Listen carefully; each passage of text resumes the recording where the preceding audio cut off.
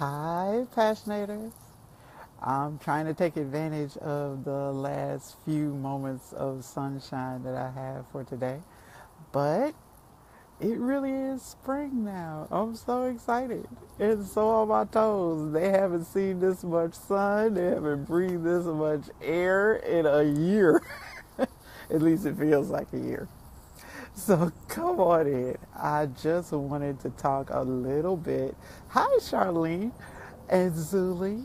Yeah, really wanted to talk about what I titled this video because when I asked what you guys wanted to talk about, you were quick to let me know. So thanks for that.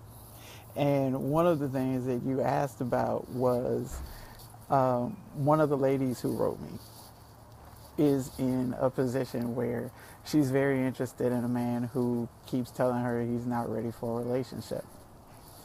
And she wants to know whether or not it's a good idea for her to wait. And I just wanted to talk a little bit about that because so many of us find ourselves in positions like that. So I just wanted to point a couple of things out. And one of those things is what we really mean or what we think people mean when they say they're not ready is that they're waiting for something to happen that hasn't happened yet. They're waiting to see something from you, hear something from you, do something with you that hasn't happened yet. And whatever that thing is going to magically change their minds and make them suddenly realize that they don't want to be without you. They don't want to go another day without committing to you.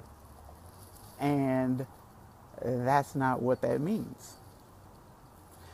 What it really means is I'm not willing to be in a relationship with you.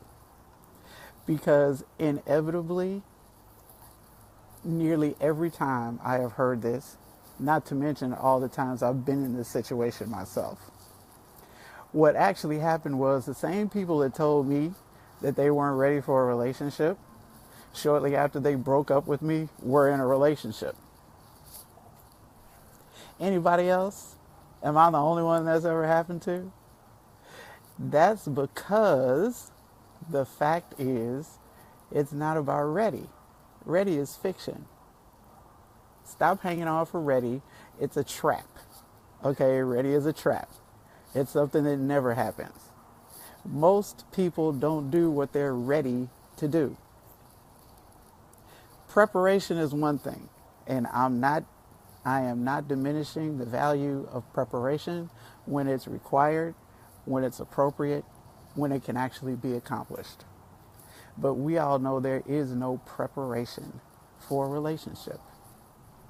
We get into them and we figure them out as we go along because stuff happens that we have no control over, that we couldn't have planned for, and that we couldn't be ready for. But we have to deal with it nonetheless, because that's just the way life is. So when someone is telling you that they're not ready for a relationship, but they just don't enter into a relationship with you, it's not even about you. It's about them. They just don't want to be in a relationship with you. That's all there is to it. Because they will leave you and get into a relationship with somebody else. It happens all the time. I have personally counseled a couple who was married for over 20 years, who less than 30 days after the divorce was final, remarried. People do what they're willing to do, not what they're ready to do.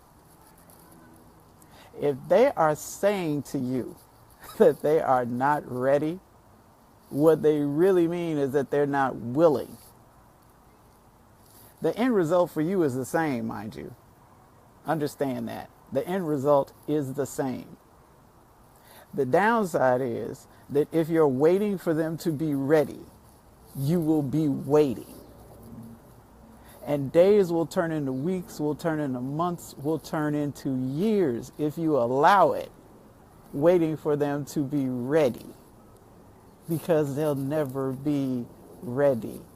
The only thing that changes is their willingness to do what's required to do in order to be in a relationship with you. If they decide that they're willing to do that, then they'll do it.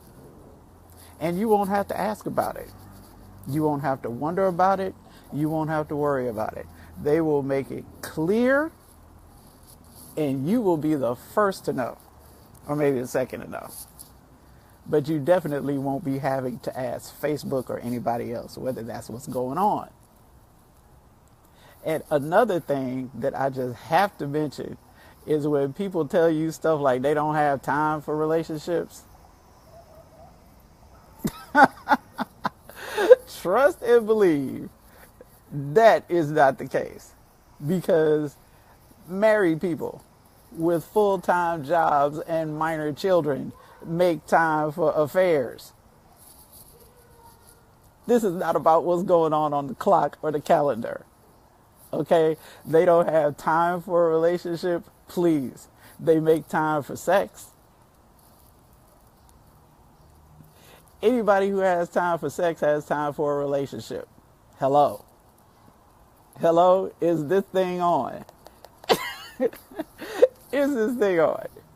If they have time for sex, they have time for a relationship. So if they're not in one with you, it's not because they aren't ready. It's because they just don't want to. And that's okay. Just don't pretend like you do. Just don't pretend like you do. Not everybody wants to be in a relationship, and that's okay. Just say that, because there are a whole lot of people who feel the same way, who would be willing to accommodate you as far or as little as you're willing to give. Just be honest. Just own it. Just own it. Own whatever it is you're feeling. You are perfectly entitled to decide how far you want to be in any relationship with anyone. And it's not anybody's job to change your mind about that. Just don't pretend. Especially once you get past 40. It's really exhausting to be talking to fully grown people and to have them say stuff like, I'm trying to figure it out. I don't really know what I want. Yeah, for real? You haven't been around this block enough to know what it is you actually want? Please, they know exactly what they want. And they know the best way to get it from you. They know how to manipulate it out of you. That's why people like that usually end up with certain types of people. People who will hang on to wait until they're ready. That's why you don't see people like that with people who want a decision.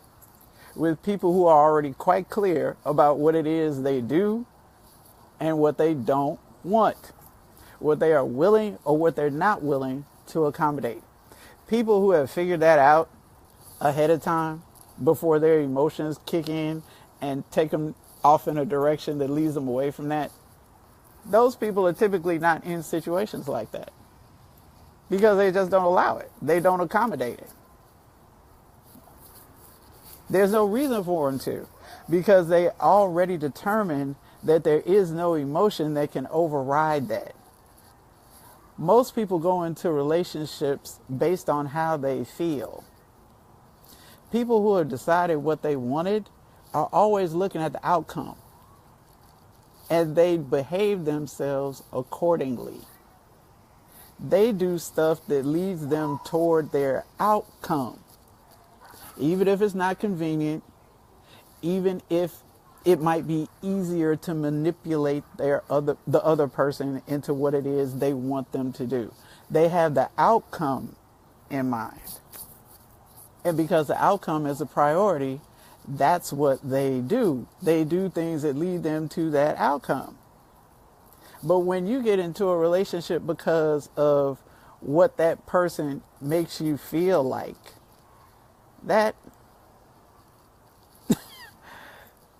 that's never consistent. It's never consistent. It can feel absolutely blissful sometimes, and other times it'll feel absolutely miserable. That's what your emotions will do for you. But if there's an outcome that you have in mind, and you've actually got the self-awareness to figure out what it takes to produce that outcome, then that's what you will do, irrespective of your emotions. Now, the good news about that is, when you have an outcome in mind that's beneficial for both of you, then what you get, once you get the outcome, you get the bliss that you were after all along. You get what you wanted all along. But you have to do it in the right order. You can't emotion your way into it. You have to strategize your way into it. You have to think your way into it. Emotions don't think. They don't. They don't think. They're not supposed to. They don't have to make sense. They don't have to be logical. They don't have to deal in consequence and out. They don't have to deal in any of that. Emotions show up. They do what they do. They ask no questions. They're not waiting for permission. They just do whatever it is they do. They're great indicators. Don't get me wrong. I'm not suggesting by any stretch of the imagination that you should ignore them. All I'm saying is they should be in their proper places. They shouldn't be making decisions for you. That's how you end up miserable. That's how you end up hurt. That's how you end up with these long, sad stories to tell about your relationship history, because most of it is based on what you felt like. And the real fact is, what you felt like didn't have anything to do with that other person. It had everything to do with you. What you were actually in love with wasn't the other person. What you were in love with was the experience of yourself that you have with that person.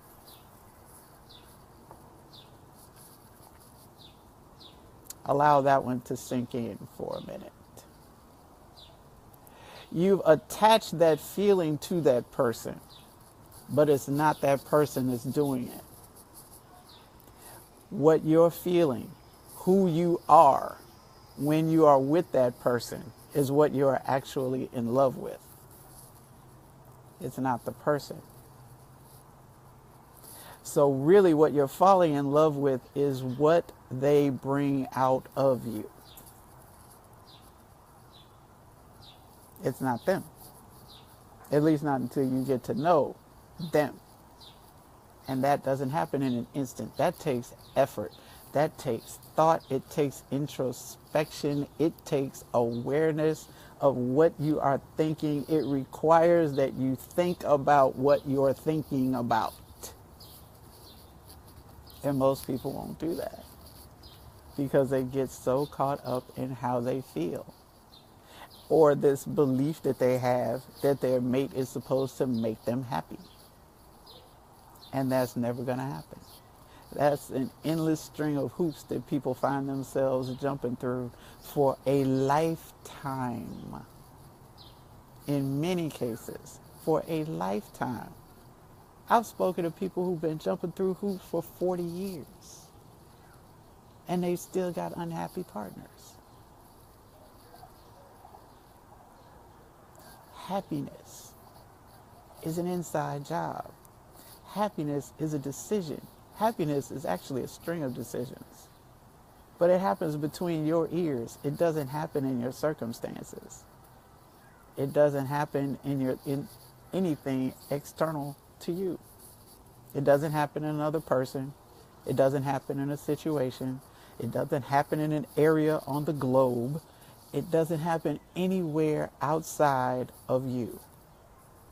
That's why when you get into a relationship, trying not to be lonely anymore, trying not to be unhappy anymore, trying not to be angry anymore, trying not to feel abandoned or afraid anymore, when you get into a relationship from places like that, they don't work. Because nobody who is unhappy with their life before you is going to be happy to have you in their life. You cannot get into a relationship that is going to unhurt you. There's no relationship that can do that. To unintimidate you, to unafraid you. There's no relationship that can do that. The decision to love anyway is a choice. It doesn't happen in the absence of fear. It very often happens in the presence of fear. And we're only fearful because we're unfamiliar with it for the most part. Most of us haven't grown up in an environment that gave us this loving cocoon to learn from. And we're still trying to figure it out as fully formed adults. We're starting from ground zero. And when it does happen, rest assured that it happens in spite of fear, not in the absence of fear. It is a decision. It's not a choice. And it's not something you're ever going to be ready for. It's just something you're going to choose. And once you're willing and you open your heart anyway, the same heart that you've gotten torn apart before, yeah, that heart, the one that you came here with, the one that is here to open wide and spread love as far as it can. That heart will be rejuvenated and refreshed and regenerated as often as it has to be if you just allow it. But you have to be willing to allow it, because ready, that's not going to happen. That's why people get nervous right before they get married. They're not ready. But the people that stay married, the ones that you talk to after 30, 40, 50 years who are still grinning at each other and glad that they're together, those people, it's not that they're not afraid. It's that they decided to make it work for the both of them. That's all they did. But they had to make that decision every day. They had to stay open to each other every day. They had to understand that the person that they married 50 years ago was not the same person they were waking up with 50 years later. They had to stay tuned in to each other and the changes that they went through and the way the vicissitudes of life had affected them. But they had to stay in tune with each other. They're not unafraid. They're just committed. They're just committed to making it as a team. That's all. It's not that nobody ever cheated, because trust and believe, more people stay together after cheating than get divorced after cheating. Otherwise, the divorce rate would probably be about double what it already is. A lot of people stay together after cheating. A lot of people stay together after multiple cheating. So that's not it. People stay together after they've survived all kinds of things. After they survived the sickness, after they've lost the house, after the car's been repoed, after the cancer diagnosis, after the one day they could walk and now they can't, after any number of things. I've talked to people who have buried their children, any number of things. Their relationships don't survive because they don't have trouble. Their relationships survive because of their commitment to get through the trouble together. And their determination to find ways to do it that are actually to their benefit instead of their detriment.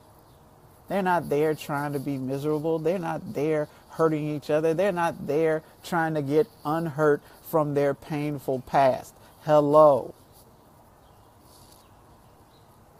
Your present relationship cannot unhurt you from your painful past, no matter how painful it was, no matter what happened in it. There is no relationship that can unhurt you from that.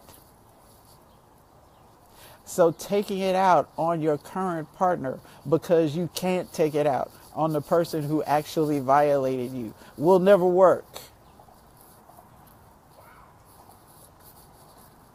No matter how many times they come home, no matter how many times they remember their address, they will eventually leave because emotionally they will check out long before they ever stop turning the key in that door.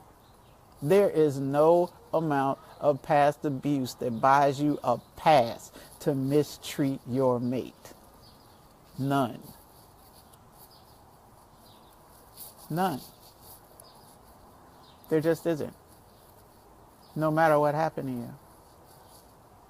No matter how many men broke your heart, no matter how many women betrayed you, nothing buys you a pass to mistreat your current mate because of what happened to you before they ever got there. And if that's what you're doing, if that's how you're running your relationships, then don't scratch your head about why they're not working or why your mate isn't excited about being with you. You're not doing anybody any favors by being with them. You are not a prize. Male or female, you are not a prize. You are not doing anybody any favors by being with them. That's not how this works. That's not how any of this works. But if you are a good team, if you actually can be more together than either of you could be alone, then you got something worth working with. Then you got something that's worth putting some effort into. Then you got something worth stretching and growing for. Then you got something worth overcoming some stuff for. But if your only reason for doing it is because this one looks good or that one's got what you want to have, good luck with that. How's it been working for you so far? As long as people are getting into relationships, trying to get their own stuff fixed, all they're going to do is tear up other people in the process, and they'll never fix themselves. You can only fix what's wrong with you when you're willing to embrace it and stop fighting it. Stop running from it. Stop distracting yourself from it. Stop drinking it away. Stop drugging it away. Stop sexing it away. Stop lying it away. Stop working it away. Stop gambling it away. Stop shopping it away. Whatever it is that you're distracting yourself with. Until you cut out the distractions and embrace what actually happened and what it meant to you, you will stay on that hamster wheel. You will keep singing that pitiful song about all men ain't this and all women ain't that and y'all get on my nerves, blah, blah, blah. Meanwhile, you still jumping through hoops trying to have sex with each other. And nobody's getting any fulfillment at all. Nobody's heart is any happier. Nobody's love is any bigger. Nobody's situation is any better. You just made a lot more laundry. Hello. Anyway, I appreciate you all stopping by. I was trying not to keep you this long, but I got on a roll. And it's been a while since I've seen you all. So if you feel like sharing this, by all means do. I'll try to be back sooner next time. And send me some more topics that you want me to talk about. I covered a couple of them tonight. I have some more, but I didn't want this to be a 2-hour video, so I'm trying to give it to you in bites. But thank you again for coming by. And I look forward to reading your comments. I'm sorry I haven't been reading them while I've been doing this, but they're too distracting to try to read as they're going by. But I will read them and I will comment on them afterward, okay? And check this out on my YouTube channel. If you didn't get to see it here, that's where I have all my Facebook Lives stored up in one place. So if you'd like to check them out, do that too. The Get Back to Passion YouTube channel. So thank you again for stopping by. And I'll be back soon. Bye, everybody.